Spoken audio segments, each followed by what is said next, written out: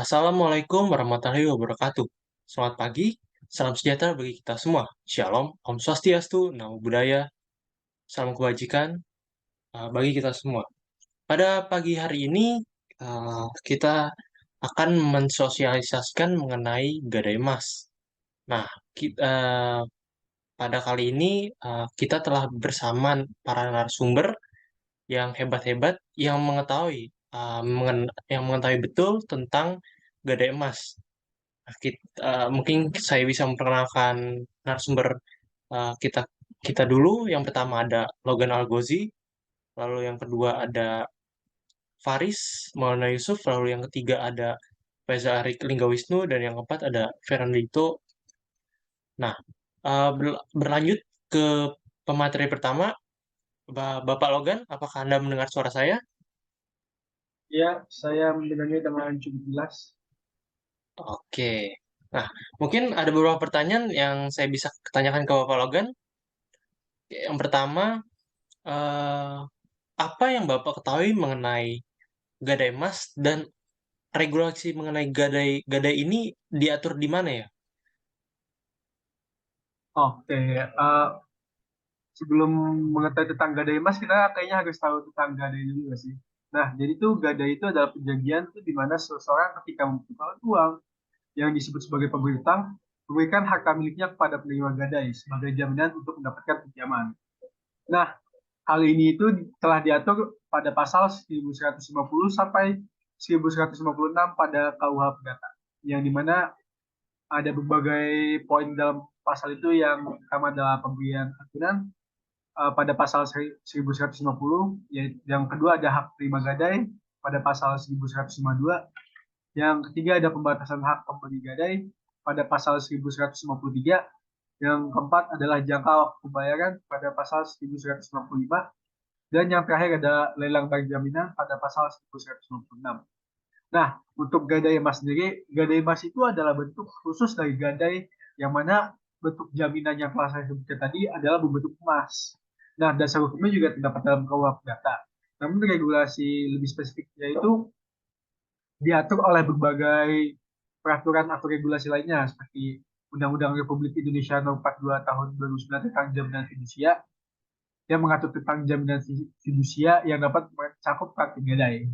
Kemudian ada peraturan dari OJK sendiri, peraturan dari Bank Indonesia, peraturan pemerintah Republik Indonesia nomor 34 tahun 2009 tentang pemberian kredit oleh Bank Umum, pedoman Bank Indonesia tentang penilaian agunan dan pengelolaan risiko agunan. Kemudian ada peraturan pemerintah nomor 99 tentang 2016 tentang lembaga keuangan syariah. Dan yang terakhir adalah peraturan Menteri Keuangan nomor 22 garis miring PMK 6 2018 tentang perubahan kedua atas peraturan pemerintah Menteri Keuangan nomor 116 garis miring PMK garis miring 2018 tentang gadai dan penjualan fidusia atas barang-barang bergerak yang mengatur lebih lanjut mengenai prosedur dan ketentuan terkait gadai. Jadi gadai dan gadai emas ini sangatlah berkaitan, uh, Bapak Azarel, dan tentunya gadai emas itu salah satu bentuk dari pegadaian yang cukup spesifik karena benda jaminannya itu sudah jelas sekali yaitu emas. Oke, pembahasan yang sangat komprehensif, sangat detail, dan uh, mungkinnya dapat menginfokan kita semua mengenai definisi mengenai gadai dan gadai emas dan beserta dengan regulasinya ya. Oke, mungkin dari Bapak Logan kita atau mungkin cukup.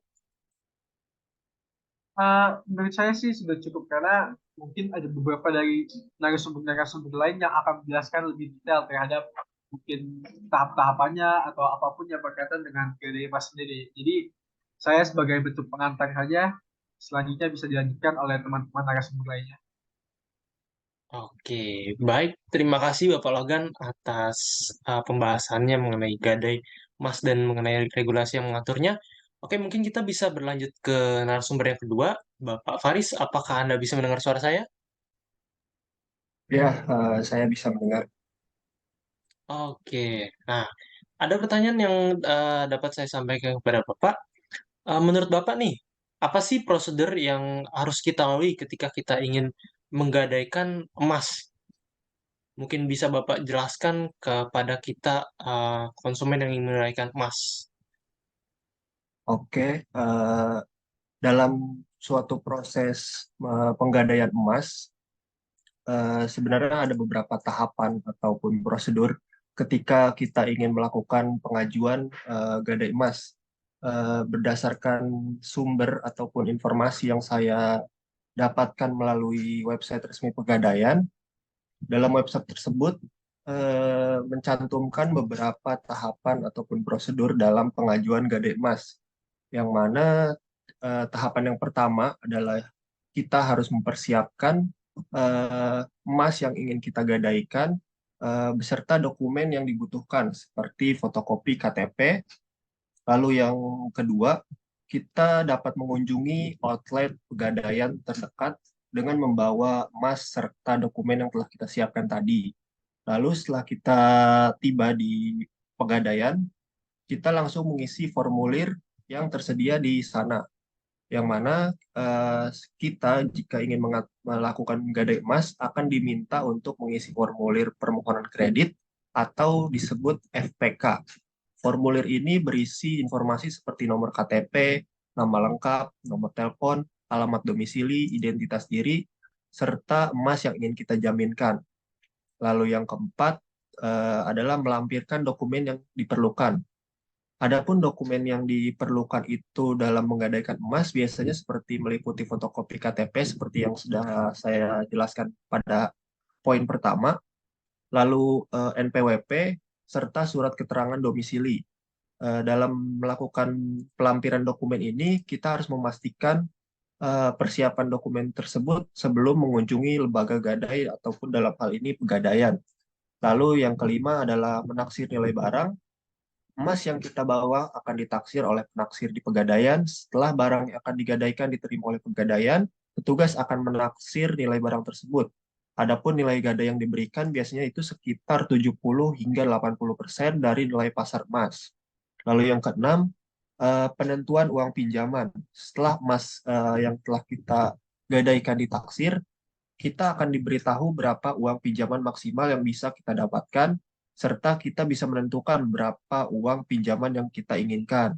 Lalu yang ketujuh, menentukan jangka waktu dan bunga pinjaman. Setelah nilai gadai yang kita tentukan tadi, kita dapat menentukan juga jangka waktu serta bunga yang akan dikenakan. Jangka waktu pinjaman ini maksimal adalah 120 hari dan dapat diperpanjang dengan cara membayar sewa modal saja atau mengangsur sebagian uang pinjaman. Sedangkan bunga yang dikenakan dapat bervariasi tergantung pada lembaga gadai emas yang kita pilih. Lalu yang ke-8 adalah penandatanganan surat bukti gadai atau disebut SBG. Setelah kita menyetujui jumlah pinjaman, jangka waktu pinjaman beserta bunga yang akan kita bayarkan nantinya, kita perlu menandatangani surat bukti gadai. Dan yang terakhir adalah penerimaan uang pinjaman. Setelah semua proses tadi selesai, kita akan menerima uang pinjaman dalam bentuk tunai ataupun transfer yang akan ditransfer melalui rekening kita. Mungkin itu yang bisa saya sampaikan terkait prosedur gadai emas. Oke, informasi yang sangat berguna ya, saya kira untuk kita sebagai konsumen gadai emas ketika ingin menggadaikan emas kita agar kita tidak bingung ya, gitu. Nah, mungkin dari Bapak Faris, apakah ada informasi yang ingin ditambahkan? Mungkin untuk materi yang saya sampaikan terkait prosedur sudah cukup jelas, dan materi yang selanjutnya mungkin bisa disampaikan atau akan disampaikan oleh narasumber selanjutnya ya. Oke, oke, terima kasih kepada Bapak Faris. Pemateri selanjutnya mungkin bisa saya panggilkan dengan Bapak Erik. Bisa mendengar suara saya dengan jelas? Ya, sangat jelas sekali, Pak Ajril. Oke, oke, kita langsung masuk ke pertanyaan saja ya. Nah, menurut Bapak, apa sih yang Bapak ketahui itu mengenai hak dan kewajiban dari pemegang gadai emas? Oke, baik. Dalam menggadaikan emas, itu biasanya memiliki hak dan kewajiban. Kita mulai dari kewajiban ya. pemegang gadai itu memiliki beberapa kewajiban yang harus dipenuhi. Nah, antara lain yang pertama nih, menyerahkan barang gadai kepada penerima gadai. Itu maksudnya apa sih? Jadi, pemegang gadai itu harus menyerahkan barang gadai kepada penerima gadai sebagai jaminan pembayaran utang, lalu membayar pokok dan sewa modal kepada penerima gadai. Nah, ini maksudnya itu, pemegang gadai itu harus membayar pokok dan sewa modal kepada penerima gadai sesuai dengan kesepakatan yang telah disepakati. Kemudian membayar biaya yang dikeluarkan oleh penerima gadai untuk menyelamatkan barang-barang gadai.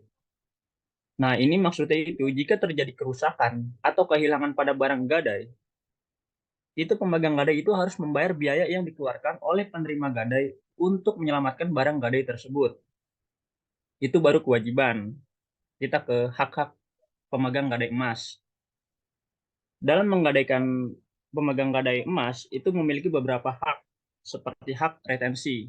Nah, yang dimaksud hak retensi itu adalah hak untuk menahan barang gadai sampai waktu pelunasan berhubungan dengan ketentuan yang melarang pengembalian barang gadai kepada pemberi gadai maupun berpindahnya barang gadai dari kekuasaan penerima gadai.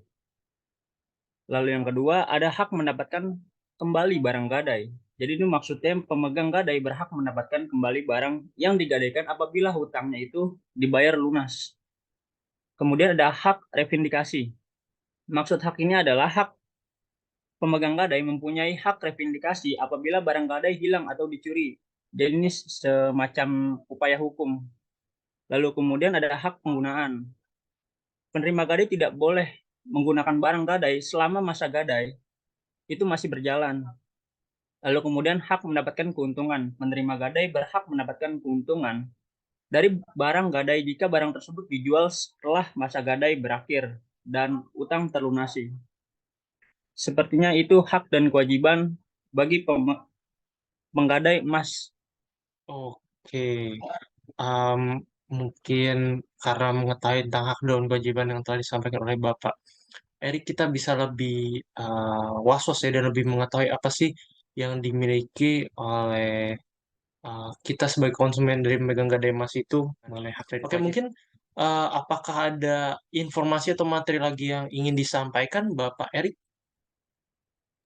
Sepertinya cukup ya. Itu beberapa hak dan kewajiban yang secara umum yang harus diketahui bila ingin menggadaikan emas di suatu tempat.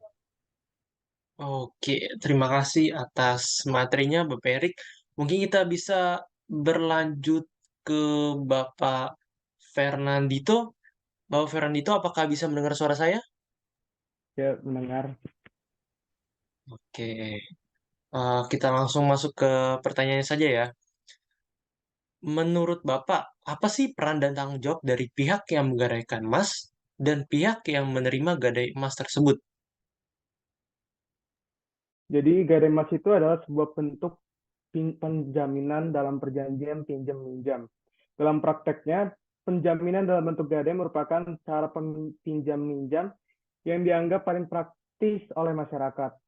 PT Pegadaian atau Persero adalah perusahaan yang berperan dalam kegiatan gadai emas di Indonesia. Tanggung jawab perusahaan gadai emas seperti PT Pegadaian terhadap barang jaminan gadai meliputi pengelolaan, penyimpanan, perawatan, dan penerbitan dokumen kredit. Selain itu, perusahaan gadai emas juga bertanggung jawab atas kehilangan atau kerusakan objek gadai emas yang digadaikan. Proses gadai emas melibatkan estimasi nilai emas yang digadai, plafon pinjaman, biaya administrasi, dan sewa modal. Dalam menjalankan tugasnya, perusahaan gadai emas memiliki fungsi pengelolaan, pendokumentasian aktivitas komunikasi, dan tanggung jawab terhadap keamanan barang gadai. Mungkin sekian. Oke, materi yang sangat bagus telah disampaikan oleh Bapak Fernan. Sebelum itu, Bapak Fernan, apakah ada lagi informasi atau mungkin materi yang ingin disampaikan atau mungkin sudah cukup?